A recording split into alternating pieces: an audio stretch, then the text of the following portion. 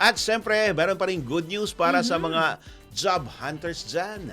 Kasabay kasi ng paggunita nga ng Araw ng Paggawa, muling magbubukas ang malawakang job fair ng Department of Labor and Employment kung saan inaasahang libo-libong Pilipino ang makikilahok upang makahanap ng oportunidad sa trabaho.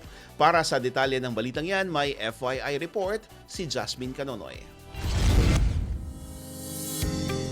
Sa pagdiriwang ng ika-124 na anibersaryo ng Labor Day, inaasahang dadagsa ang libo-libong aplikante sa iba't ibang panig ng bansa sa muling pagbubukas ng malawakang job fair ng Department of Labor and Employment. Layunin ng hakbang na ito na direktang iugnay ang mga naghahanap ng trabaho sa mga kumpanyang nangangailangan ng bagong empleyado sa gitna ng patuloy na pagbangon ng ekonomiya. Tampok sa mga job fair ang iba't ibang oportunidad mula sa lokal na employment hanggang overseas positions. Kabilang ang mga industriya tulad ng retail, manufacturing, BPO at construction. Ayon sa DOLE, hindi lamang trabaho ang hatid ng programa, kundi pati agarang serbisyo tulad ng on-the-spot hiring, career coaching at tulong sa progreso ng mga kinakailangang dokumento. Inaasahan ding makikinabang ang mga fresh graduates, displaced workers at maging ang mga nais mag-shift ng karera. Kasabay nito muling pinaalalahanan ang mga aplikante na maghanda ng updated resume, valid IDs at iba pang requirements upang maging mabilis ang kanilang aplikasyon. Sa pamamagitan ng mga job fair na ito,